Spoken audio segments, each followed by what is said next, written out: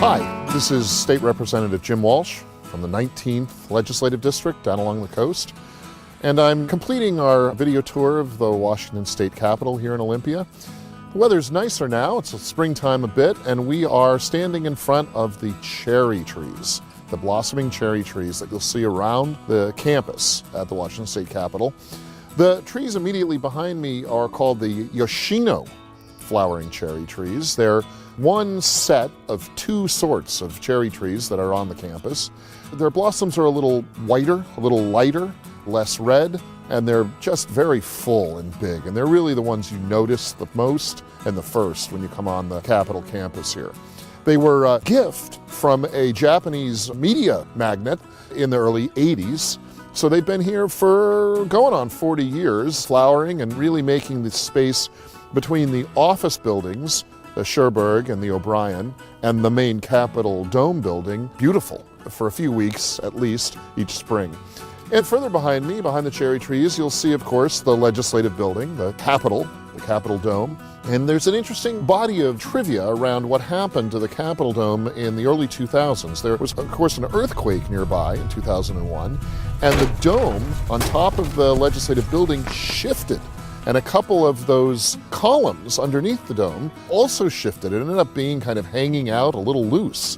We had to get engineers and construction experts up there and rebuild the dome or restructure the way the dome was assembled, tightening up with some steel cables and steel construction the connection between those columns there and the dome structure itself.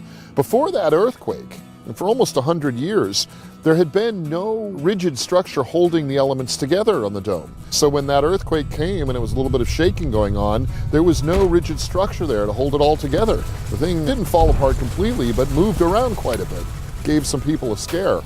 So we've tightened it up with some steel structure now, and the next time we have an earthquake or any kind of natural earth movement, we expect that the dome structure will hold together all in one piece.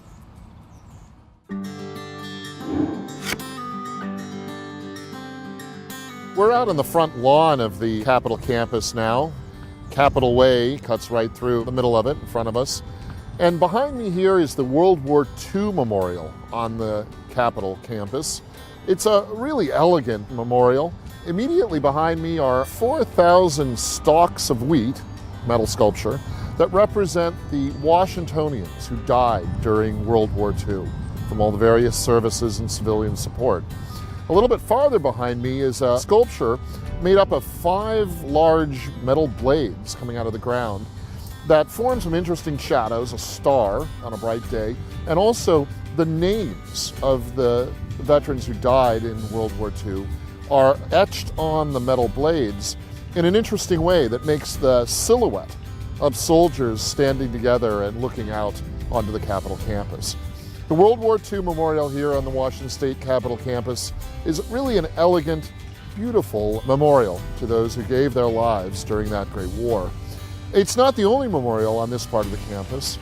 There are, of course, memorials to the Vietnam veterans, to the Korean conflict veterans, World War I veterans, and first responders. And they're spread sort of evenly between the legislative capitol and some of the office buildings that are across Capitol Way here on the campus. Here we are in front of the Tivoli Fountain, right in the center of the front lawn of the Washington State Capitol in Olympia. The Tivoli Fountain here has got a long and interesting history. It's, of course, a replica of the famous fountains in Tivoli, Italy, outside of Rome. But then that famous fountain was recreated in Copenhagen, Denmark, which now may be the best known around the world, Tivoli Fountain. And a local fellow by the name of Peter Schmidt, who ran Olympia Brewing right down the street in Tumwater, had been to Copenhagen and seen the big Tivoli-style fountain there, sort of fell in love with it, and thought we should really have one here in Olympia. He thought that the Capitol was lacking that kind of color or panache. So Schmidt bought some of the original metal buckets and hardware that make up the fountain in Denmark and had them brought over to Washington, and then had some of his engineers and craftsmen from the brewery in Tumwater come up and build the original version of the fountain here in the midst of the Capitol campus. It ran for about 50 years pretty well, And then in the early 2000s, it was shut down for a while to be refurbished.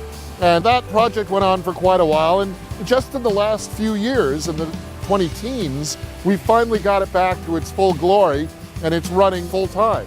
So the Tivoli fountain behind me is a signature part of the Capitol campus and a good memorial to one individual, Peter Schmidt, who was a beer maker, a brewer, who decided to make the campus a little more beautiful.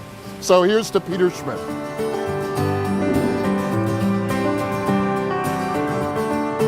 Well, that's going to wind up our outside portion of this Capitol campus tour. But I encourage all of you to come here, anyone in Washington, come and visit the campus and see everything we've shown you. See the outside of the campus, these memorials and fountains. See the inside, the legislative chambers and the executive offices. This is your Capitol. It's your campus. Come and visit and enjoy it. It's a fantastic, beautiful place. And I'm honored to work here. Hope to see you here soon, enjoying the Washington State Capitol campus.